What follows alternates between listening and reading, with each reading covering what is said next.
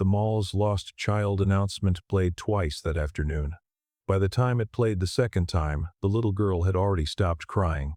She was sitting on an overturned mop bucket in a service hallway nobody was supposed to know existed, eating half a granola bar a stranger in a gray work jacket had broken off for her, telling him with total seriousness that her shoes had glitter in them because glitter made you run faster. He told her that was scientifically accurate.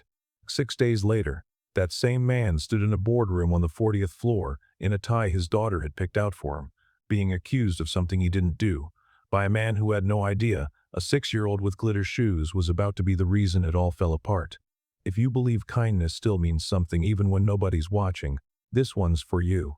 3 weeks before any of that, Callum Reyes woke up at 5:40 the way he woke up every morning to the sound of his daughter Nora negotiating with her own alarm clock like it owed her money.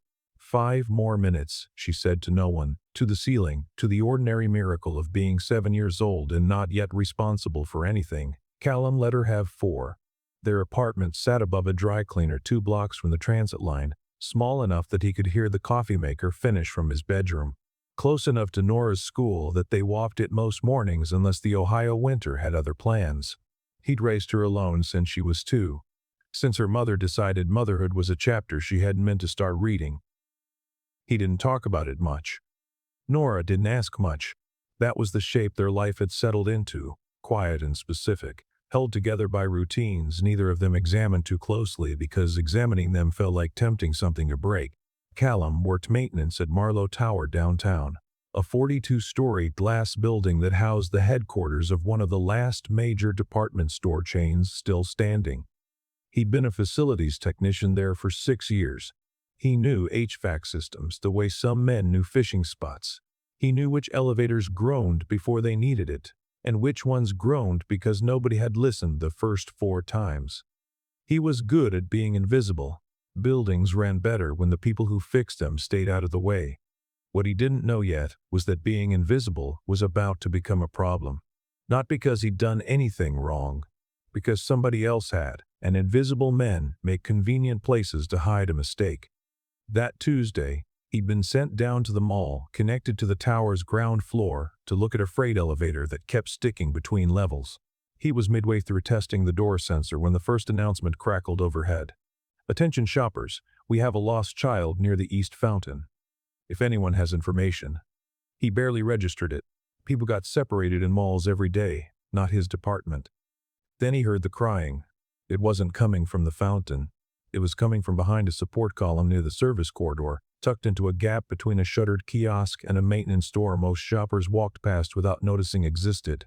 A small girl in a yellow coat, maybe 5 or 6, knees pulled to her chest, litter sneakers scuffed at the toe, crying the specific, worn-out cry of a kid who'd been crying long enough to run out of the loud part. He crouched down a few feet away, not close.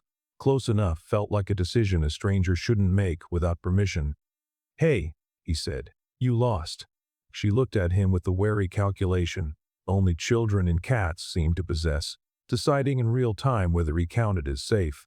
"My mom said, stay by the fountain," she said. "But there were too many people, and I got scared, and I came here because it was quiet." "That's smart," Callum said, and meant it. "Quiet's a good place to think." Her name was Ivy. She told him this eventually, along with the fact that her mother worked in the tall building attached to the mall, though she didn't know which floor. Only that it was so high the elevator makes your ears do the pop thing. He didn't think anything of that detail at the time. He had no reason to. It would matter more than almost anything else that happened that week. He broke a granola bar in half because that was what happened to be in his jacket pocket. He didn't grab her hand and march her toward security like a problem to be solved efficiently. He sat down on the concrete, a careful distance away, and let her decide, at her own pace, that the quiet hallway with the stranger in the gray jacket was safer than staying lost by herself. It took her 4 minutes to move 6 feet closer to him. It took mall security 11 more minutes to actually check the service corridor, because the initial page had them circling the fountain on a loop, chasing a description that said nothing about a girl who'd wandered somewhere quieter. Callum used those 11 minutes to make her laugh exactly twice. When security finally rounded the corner with Ivy's mother half a step behind them, the woman didn't look like what he expected from someone in a coat that expensive. She looked like someone who'd been running. Ivy. The word came out of her like something breaking loose. The girl sprinted the gap between them before Callum finished standing. The woman went down on one knee to catch her without seeming to decide to, the way a body sometimes moves faster than thought. She held her daughter for a long moment. Then she looked up at Callum, and something in her face shifted, cataloging him. The gray work jacket, the badge on his belt loop that read, Building Services. "You found her," she said. "She found the hallway," Callum said. "I just sat with her till you got here." Something crossed her expression that he didn't have time to read because mall security started in with the incident report. Name, department, employee number, the ordinary paperwork that swallows extraordinary moments whole. By the time he finished answering, the woman and her daughter were gone. He never got her name. It didn't occur to him that it mattered. He drove home, made dinner, checked Nora's homework, and somewhere between clocking out and bedtime, the whole afternoon folded itself into the pile of things that happen to a person and then quietly stop happening. He had no idea he just made the second most important decision of the month. The first one hadn't happened yet, and it was about to be made by someone else. 40 floors above him, in a room he'd never been inside. Celeste Marlowe sat at her desk with her hands still faintly unsteady, trying to reread a vendor contract for the third time without absorbing a single clause. She was CEO of Marlowe Retail Group, a company her grandfather had started as a single dry goods store, now 19,000 employees across 6 states. She'd inherited the role 2 years earlier, when her father stepped back for health reasons, and she'd spent every day since proving to a board, twice her age, that inheriting a title wasn't the same as earning one. She rarely brought Ivy to the office. That day had been an exception. A canceled sitter. A school half-day nobody had flagged. An hour in the corner with a coloring book. Fine, she'd told herself. It had not been fine. She'd stepped out for 4 minutes to sign a document at her assistant's desk. 4 minutes was all it took for Ivy to wander down to the mall entrance looking for the fountain she liked, the one with the coins, and for Celeste's entire understanding of how safe her daughter was to come apart at the seams. She didn't cry in front of the security team. She'd spent 2 years learning not to let a room see her rattled, but stopped at a red light 3 blocks from home that night. She let herself feel the whole afternoon in one long exhale, and then put it away, because the company didn't stop needing her just because her hands were shaking. She didn't know the man's name. She'd been too far inside her own panic to hold on to it. She knew he worked in building services. She knew he hadn't grabbed her daughter or scared her further or treated the moment like a transaction to be resolved quickly. She thought about finding him, thanking him properly. Then Thursday's board meeting ate the thought whole. She had no way of knowing that the man from the hallway already worked 3 floors below her office. She had even less way of knowing that in exactly 1 week, she'd be the only person standing between him and a termination he didn't see coming either. Roger Diskin had run Marlowe Towers' facilities department for 8 months, and in that time he developed a specific talent for making competent people feel like they were on probation. He liked memos. He liked meetings that could have been emails, specifically so people had to watch him talk. He did not like Callum Reyes, though he'd have struggled to say exactly why, beyond the fact that Callum fixed things quietly and never needed Roger's help doing it, which made Roger's presence in the department feel, some days, entirely decorative. The week after the mall, Roger called Callum in over a discrepancy in a parts order. Filters billed but never logged into inventory. "Walk me through this," Roger said, sliding a printout across the desk like evidence in a trial. Callum looked at it. He recognized the order. He'd submitted it himself, correctly, 3 weeks earlier and said so. "The system doesn't show that." "Then, the system's wrong. I've got the confirmation email. Do you?" Not a question. The kind of sentence built to make a person feel like producing proof would somehow prove guilt instead of innocence. Callum left the office with a specific, familiar tightness in his chest that came from being treated like a problem by a man who'd never once climbed into a ceiling crawl space to find out why a system was actually failing. He didn't tell Nora about it. He never brought the tower home if he could help it. He made dinner, checked spelling words, listened to a lengthy argument for why the class hamster deserved a bigger cage, and let the day fold itself away. What he didn't know, what nobody in the department had bothered to notice yet, was that the filter order wasn't a clerical error. It was the third one that month, and it wouldn't be the last. 3 other vendor discrepancies had shown up in the tower's books over the past 2 months, always small, always explainable individually, always routed through a supplier account Roger had personally onboarded when he took the job. Each one shaved a little off the top before the real invoice ever reached accounting. Each one got quietly logged as an inventory mismatch and blamed on whichever technician had placed the original order.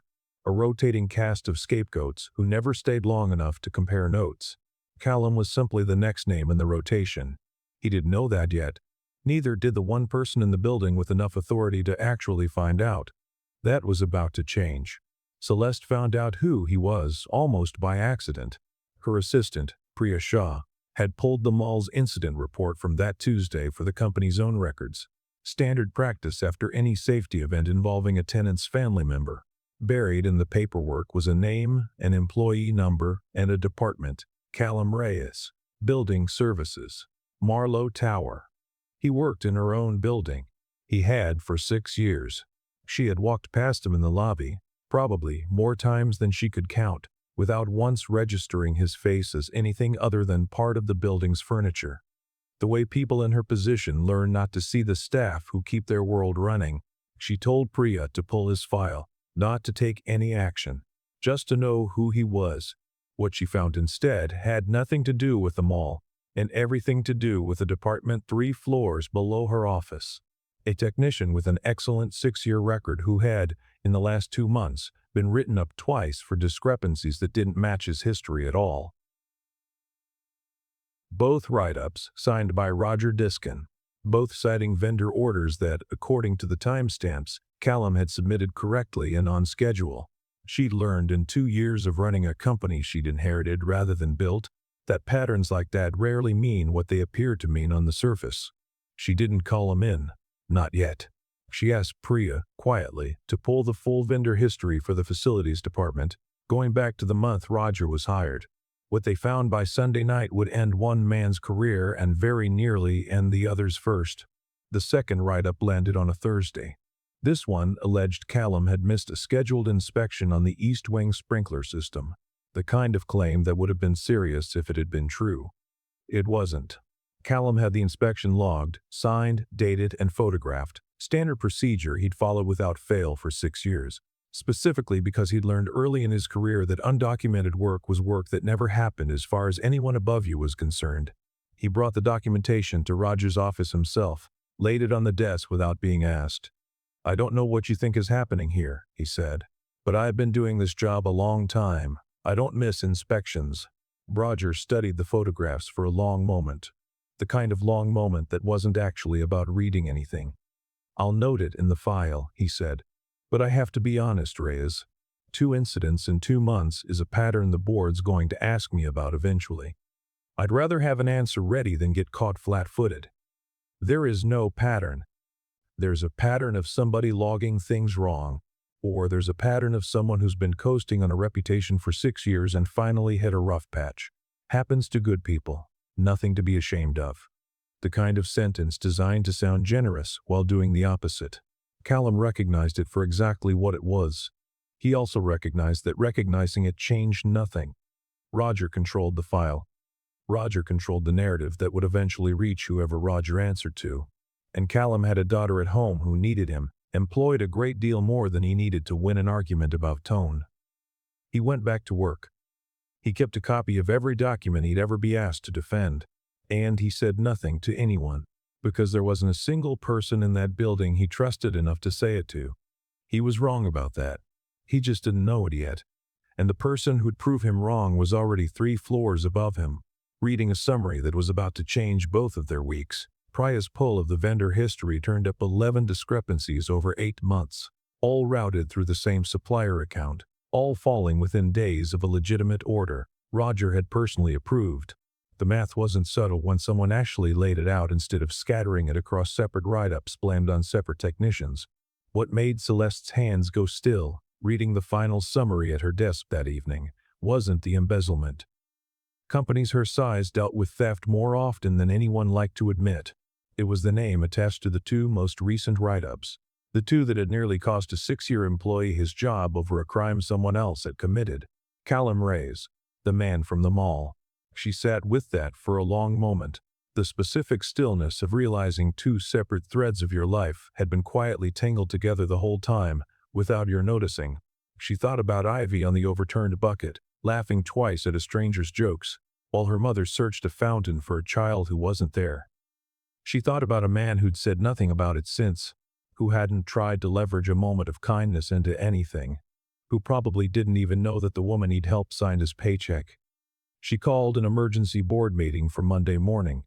Roger had no idea it was coming. Neither did Callum. Only one of them was about to walk into that room without a folder full of proof. The meeting Roger had been dreading without knowing why was scheduled for 9 a.m., and he walked in expecting a routine budget review. He did not expect to see Callum Reyes sitting at the far end of the table, still in his work jacket, next to Priya Shah, and a stack of folders considerably thicker than anything on Roger's own agenda. Celeste didn't waste time on preamble. 8 months ago, this company approved a vendor account under Roger Diskin's recommendation, she said. Since then, 11 separate orders have shown discrepancies between what was billed and what was logged. Every discrepancy has been blamed on a different technician. 2 of those technicians were written up formally. One of them is sitting in this room. Roger's expression tried to look confused and offended at the same time, and mostly failed at both. I don't know what's being implied here. I'm not implying anything, Celeste said. I'm reading you the numbers. Priya slid a folder to each board member, the vendor account, the routing history. The dates lined up too precisely to be coincidence. The difference between what was invoiced and what actually reached the company's books, every single time. Roger tried twice to redirect the conversation toward Callum's file, toward the 2 write-ups sitting in it, toward the idea that a pattern of technician error was easier to believe than a pattern of executive theft. Nobody at the table appeared to be buying it. The numbers did the work Roger's confidence usually did for him. Callum hadn't planned to say anything. He'd been told only that his file was under review, and he'd assumed, walking in, that he was the one about to be fired. When Celeste turned to him partway through and asked him to describe the 2 incidents in his own words, he did, plainly, the same way he'd explain a busted compressor to anyone who asked, without drama, laying out dates and documentation the way 6 years of careful habit had trained him to. I've never missed a logged inspection, he said. I've got 6 years of photographs that say so. I don't know why my name kept showing up on somebody else's mistakes, but I know it wasn't mine. One of the older board members, a woman who'd sat on Marlowe's board since before Celeste was born, looked at Roger for a long moment. You built a case against a 6-year employee with a spotless record to cover a pattern you created yourself, she said. That's not a management style. That's a strategy. Roger didn't have an answer for that. He tried one anyway. Something about oversight and departmental pressure. And the words came out thin enough that nobody at the table bothered finishing the sentence with him. The vote to suspend him pending a full financial review passed without discussion. Security walked him out through the same lobby Callum crossed every morning at 6 a.m., past the same elevators he'd spent 6 years keeping honest. The room went quiet, the way a room goes quiet after holding something too long. That silence wasn't the end of it either. It was the part right before the conversation Celeste hadn't planned to have, the one that would matter far more than the vote. Celeste asked Callum to stay after the room emptied. He expected another round of paperwork.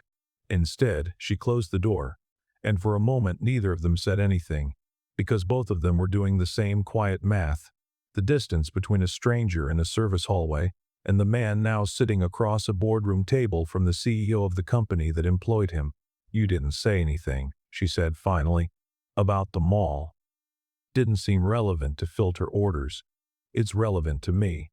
She folded her hands. My daughter talked about you for 3 days. The man with the granola bar, who thought her shoes made her run faster. Something in Callum's face eased, the specific relief of hearing that a small kindness had landed somewhere it mattered, even if he hadn't known it at the time. She's a good kid, he said, smart, knew to go somewhere quiet instead of panicking. She gets that from her father, Celeste said, something dry passing behind her eyes that suggested there was more to that sentence than she planned on explaining that afternoon. I want to reinstate your file, clean. both write-ups removed. And I want to talk to you about Roger's position once the review's finished. Callum shook his head slightly, not refusal, the particular caution of a man who'd learned not to trust rooms that offered him things quickly. You don't owe me anything for the mall, he said. I didn't do anything special. I sat with a scared kid till her mom showed up. Anybody should have done that. Not anybody did, Celeste said. Only you did. And I'm not offering you Roger's job because of a Tuesday afternoon. I'm offering it because I read 6 years of your work history this weekend, and it's better than the last 3 facilities directors I've had combined. She paused. The mall just made me look. That answer mattered to him more than the offer itself. It let him consider it without the discomfort of feeling like his daughter's future had just been bought with a granola bar and good timing. He asked for a week to think about it. She gave him 2. But the decision, as it turned out, wasn't really his to make alone. Someone else at his kitchen table had a vote too. And she was 7 and unimpressed by ties. He didn't need 2 weeks. He needed one conversation with Nora over spaghetti, the same brand she always requested because the shape made it easier to twirl. Dad, she said, midway through a strand of pasta that was losing the battle against her fork. If they give you the new job, does that mean you have to wear a tie? Probably sometimes. You look weird in ties. I know. Are you going to do it anyway? He thought about that for a moment. The specific gravity of explaining a decision to a 7-year-old in terms simple enough to actually mean something. I think so, he said. It means I get to make the building safer for people, not just fix what's already broken. That matters more than the tie. Nora considered this with the seriousness only children bring to conversations adults have overcomplicated for themselves. Then wear the ugly tie, she said. I'll help you pick it. He took the job 3 days later. Green tie. Small foxes on it. Nora's final approval, no negotiation accepted. Nobody in that apartment knew yet that the tie would end up meaning something else entirely 6 weeks later, in a lobby full of string lights. 6 weeks after that, Marlowe Tower hosted an employee family day, string lights across the marble, a folding table of cookies nobody could identify the origin of, kids running between the potted plants with the specific chaos only a building full of exhausted parents' children can generate. Nora found Ivy near the fountain replica the company had set up for the occasion, coins glinting under the water, and the 2 of them fell into the effortless friendship children manage without any of the negotiation adults require. Comparing shoes within 4 minutes, Nora's plain sneakers against Ivy's glitter ones, a debate over which pair ran faster, settling nothing and mattering enormously. Callum stood near the elevator bank in the green tie with the small foxes, watching his daughter laugh with a girl he'd once sat beside on cold concrete in a hallway neither of them had known would matter. Celeste found him there a few minutes later, holding 2 cups of the only identifiable coffee at the whole event, and handed him one without asking if he wanted it.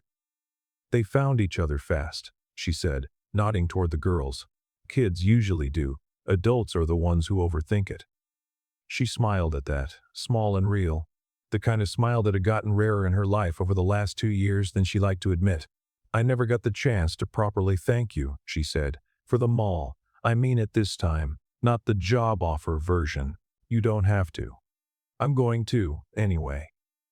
She looked out at the lobby, the lights, the 2 girls now attempting to teach each other some complicated hand game. Neither of them fully knew the rules to. You had every reason to walk past that hallway, not your department. Nobody would have blamed you for letting security handle it.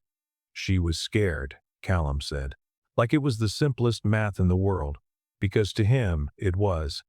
Didn't need it to be my department to matter. Celeste didn't say anything else for a moment. She didn't need to. Across the lobby, Ivy said something that made Nora laugh hard enough to nearly drop her cookie, and both girls looked back toward their parents at the exact same moment, the way children do when they want an audience for something they've decided is important. Dad, Nora called. Ivy says her mom works here too.